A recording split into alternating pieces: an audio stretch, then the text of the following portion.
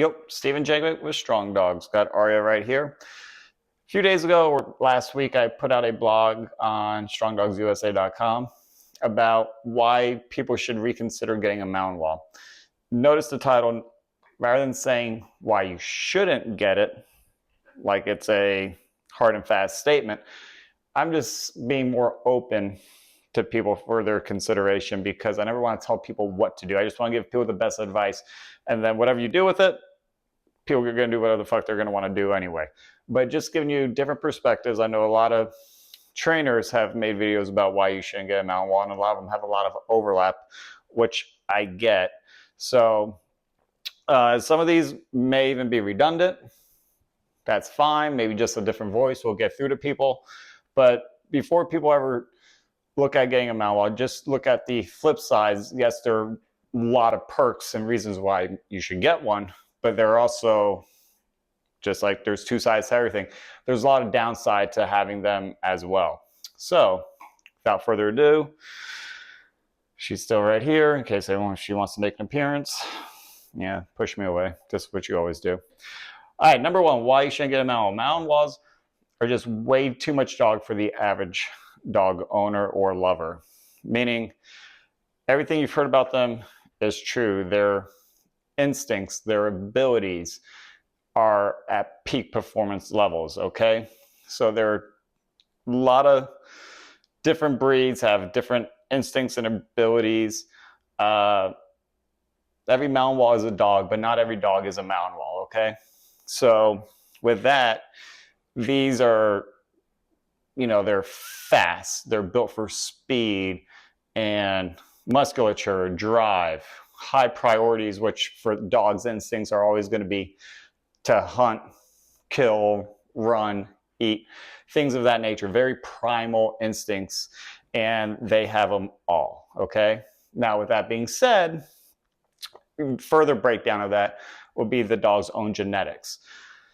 Just like my other ones, just because I had German Shepherds doesn't mean they were built for protection, ACE.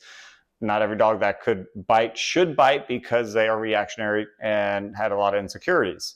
So just because you get a Malinois doesn't mean all these things are going to be, top shelf, okay? So keep that in mind. You can get the breed, but then genetics from the dog's parents also start playing a role, and that's getting a little bit more specific, okay? But again, going back to the average dog owner, these are things that they may not take into account. And that's where their shortcomings they're going to get a rude awakening, okay? Because these dogs are very instinctual. They will analyze you. They will test you, and they would traditionally test you at your lowest moments, meaning when you're tired, when you're hungry, when you're impatient, you have no patience, and you just want to do what you want to do to prioritize yourself, but yet you still have, this little grease lightning coming at you and wanting what they want. So if you aren't okay with that, you just start being aware of that, okay? More so, corrections are going to be part of it. So if you're not comfortable with verbal or physical corrections, don't get a dog, I would say, in general. But because of how they are temperament-wise, behavior-wise, they will still do things that will require corrections. Even though they are smart, they are dogs at the end of the day. They are wild animals, okay? So between that and the attention required between training, walks, runs, all the structural stuff to keep them baseline and happy and fulfilled, you're going to have to do it. So if you're not willing to put in the time, don't get a Malinois, or you should reconsider getting a Malinois. Catch me there. Speaking of next is their nonstop crackhead energy. You've seen the videos. Some are really funny, like the Instagram reels or the Facebook reels, of Malinois and some of the antics that they can get into or cause and just do. Some of it is true. Some of it, I just roll my eyes because some of it could just be poor training and they just let the dog do whatever. They just wander, and naturally shit like that happens. Aria was the same way, even when, you know, gotten better now that she's getting older, but even before coming in, she'll do her parkour around the couch. Even now, and sometimes go to the door, she can bounce off of it. So all that energy has to be directed somewhere, okay? And that's where the old saying, a tired dog is a happy dog, it's true, but their threshold for exhaustion is almost endless. And again, left unchecked, energy will be used against you, meaning it's got to go somewhere, and that could be out on your property, out on your items, chewing shoes, floorboards, pillows. She's done that. This little one has even gotten the liner under the crate, not the liner itself, but I put like a little blanket under the crate to kind of kill some of the sound if she's making any noise for the people underneath me.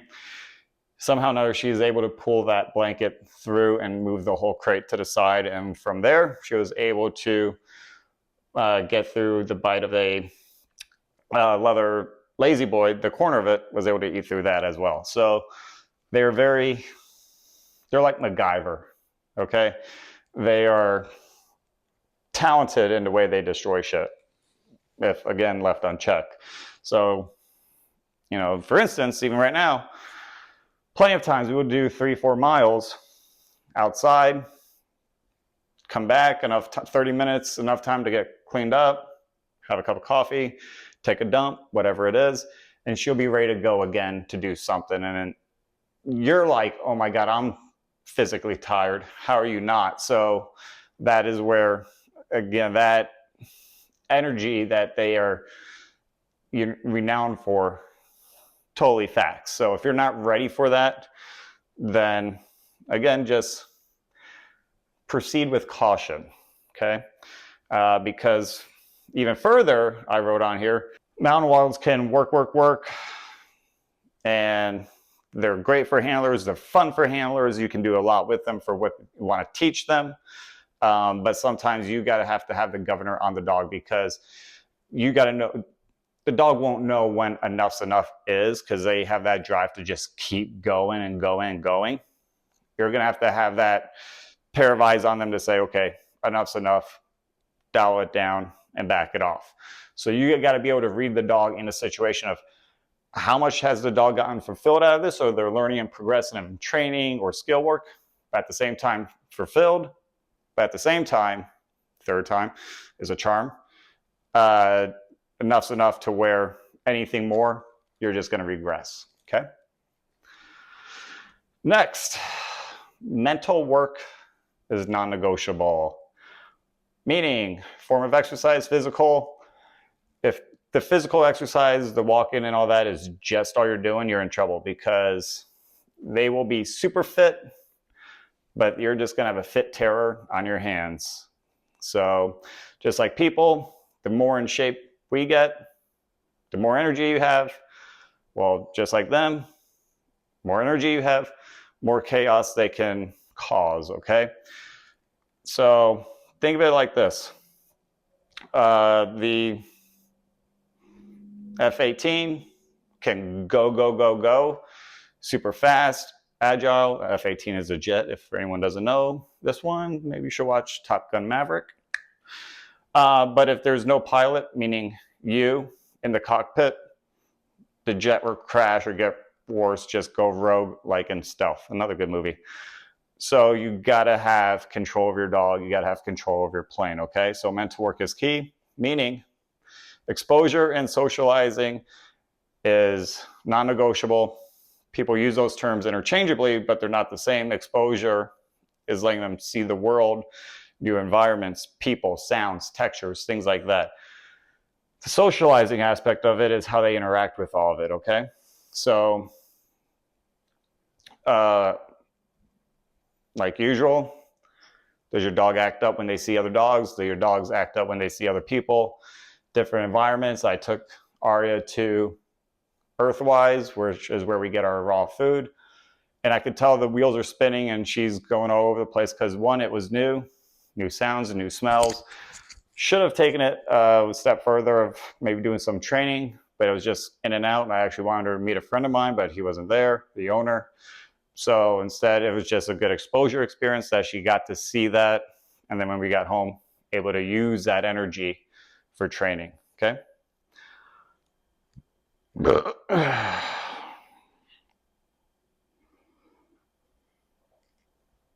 What having a Malinois really looks like. Again, the 30-second social media videos are not real. Those clips don't show what real life with a high drive, hyper-focused, borderline feral athlete looks like. They don't show the hours, putting into it. They don't show the mess ups, the mistakes. It's always just a highlight reel. So yeah, having a real Malinois isn't like a lazy dog, as I wrote here, where you can just take it out, comes back and sits on the couch. That's not it, okay? They need structure, purpose, both physical and mental outlets, multiple walks a day, daily training, obedience, skill work, exposure. So these are where activities like tracking, bite work, dock diving, trick dog training. I'll get into that, especially when it comes to training with anticipation, because that would be another video. So if you're not ready to challenge yourself by becoming a better handler, for instance, even take a step back for even socializing and exposing yourself to something new, humbling yourself to try new things in order to support your dog, might be time to reconsider getting a Malinois, because you might be challenging a dog, but in the process, you might be challenging yourself. So that can be a pro and a con depending on how you look at it and depending on who you are. They will train you if you don't train them. Totally true. Again, that can go back to crate time and feeding and how you leave the house. They see everything. I'll tell the story later about, because I just keep seeing and reading how the theme of anticipation, which I got dinged for by my coach on Thursday, falling into these now that I read all these. If you don't set boundaries and routines, almost borderline rituals, a Malinois will take over your life. They thrive under leadership and structure.